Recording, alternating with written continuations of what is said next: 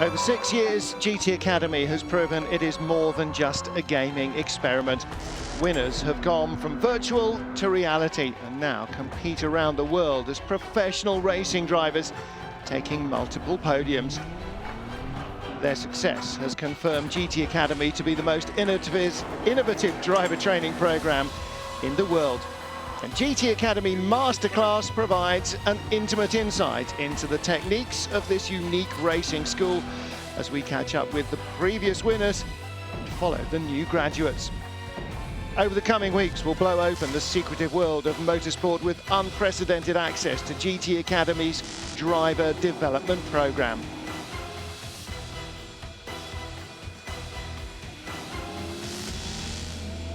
This is GT Academy Masterclass. This week we'll take an in-depth look into racecraft with 2011 winner Jann sharing advice with Olympic cycling legend Chris Hoy.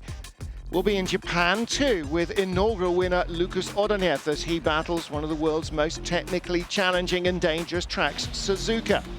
But first, we head to Silverstone. Earlier this year, Frenchman Gaëtan Paletug blitzed his competitors to become GT Academy Europe champion for 2014.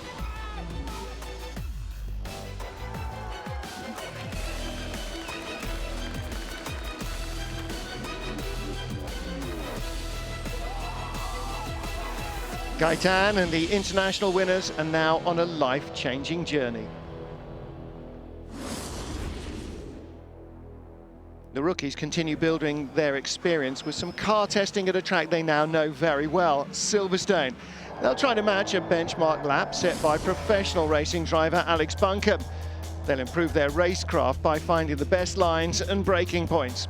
The cars are electronically monitored and data called telemetry is sent back to the race team to help improve performance.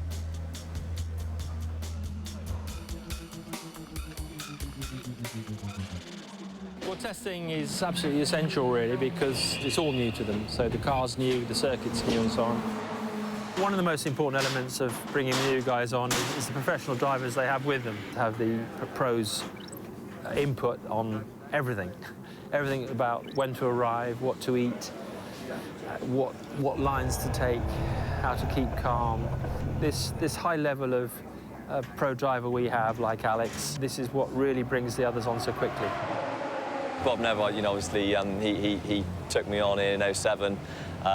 He decided to put me in a GT4 car, and it just, it went on from there, and we had a great relationship, and yeah, Bob's like family to me. So yeah, we've been moving up the ladder, steadily. It's just been improving every year with the team and everything. So yeah, long may that continue. So can the rookies follow in Alex's footsteps? Their journey starts here. Ahead of them now lies a period of intense races, 14 races. There's never enough time at a motor race meeting to give guys the time to familiarise with the car. So you have to come somewhere like this, no pressure, but get them used to the car. The car they're driving is the NISMO 370Z GT4. The GT4 is the most powerful car the rookies have driven to date. This will be their first time in the car, coming out in the race-modified 370Z.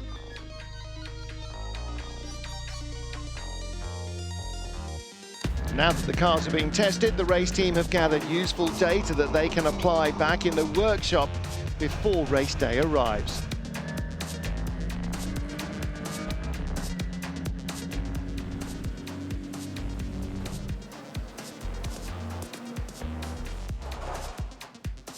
This is a perfect thing to get into the telemetry, into the data, and see what are you doing wrong. To find the limits of the car, the limits of the tire. You're braking maybe too soft, too hard, or whatever.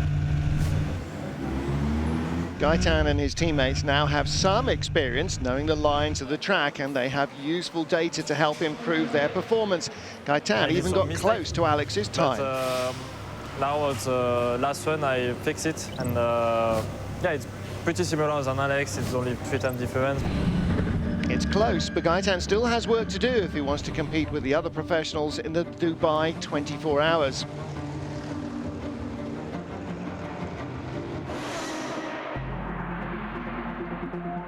From Silverstone, it's off to Japan to catch up with Lucas Ordenier.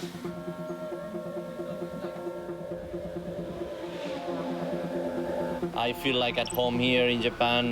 The people is absolutely incredible with me and very, very professional. So I'm really learning a lot during this season, and it's fantastic to be racing in this such an incredible championship. Team principal for NDDP VMAX Racing is former Formula One winner Masahiro Hasemi.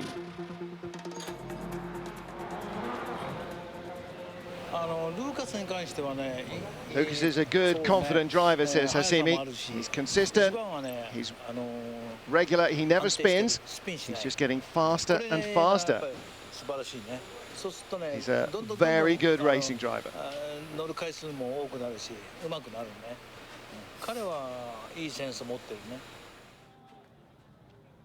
For the Zuka 1,000 kilometers, Lucas will share with fellow GT Academy graduate Wolfgang Reip. It's an honor for me to race in Japan with grandfather of GT Academy, Lucas Ordonez, 2008 and first winner. Yeah, it's fantastic to have him here with Kazuki. Hopefully we can have a really good result for Nissan together. Lucas and Wolfgang will be joined in the car by previous Super GT winner Kabuki Hoshino. I'm very pleased also to race with Kazuki-san, which is a very experienced racing driver and very successful, so it's a dream. Mentoring from the other drivers is important to Wolfgang, as the Suzuka circuit is one of the world's most technically challenging and dangerous tracks.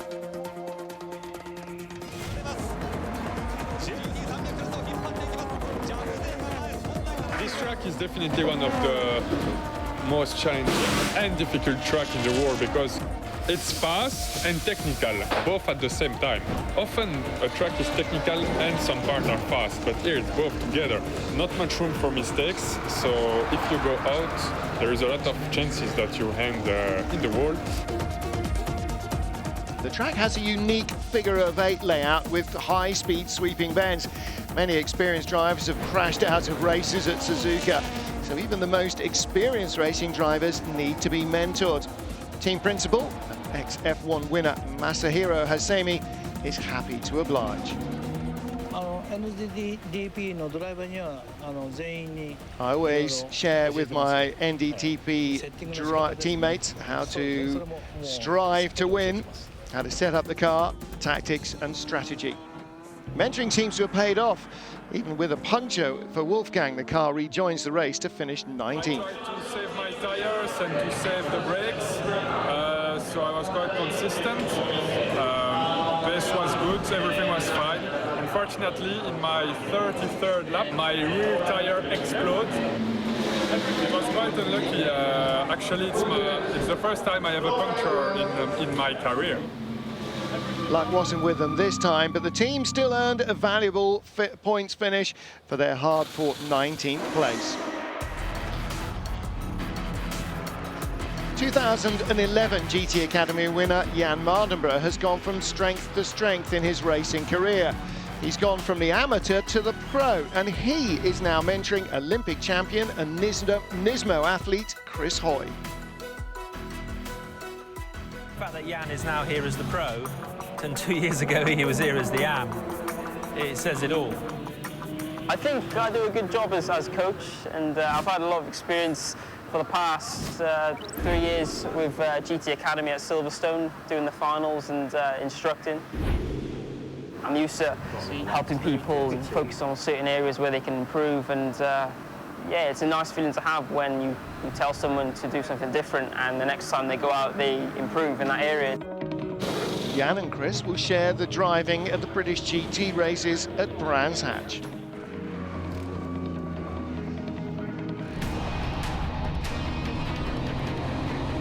It's my first time on the GP circuit. I actually had my first ever race here about 16 months ago on the Indy circuit.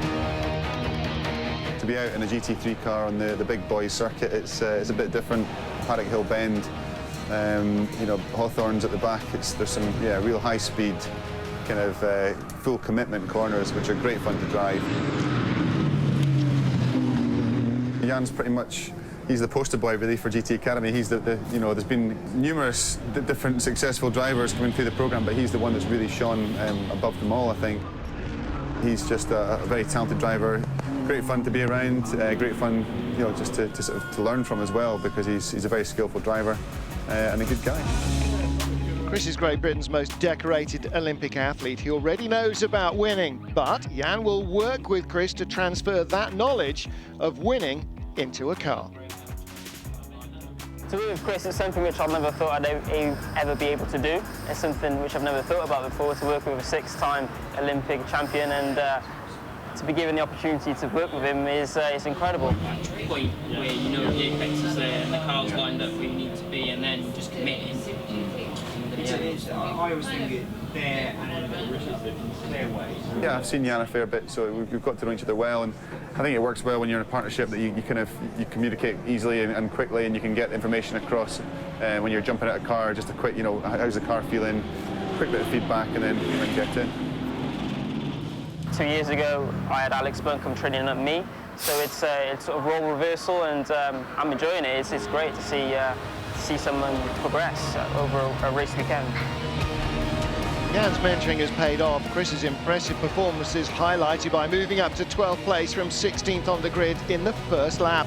Team RGN end up finishing the race a respectable 11th. Next time on GT Academy Masterclass, we visit the RGN workshop with an inside look to the logistics of running a racing team. Yeah, I've had a weekend off. Wolfgang Reb and Chris Hoy take on the final race in British GT. The work that the team has to do in a race weekend is incredible. While the rookie drivers get some valuable time in the simulator.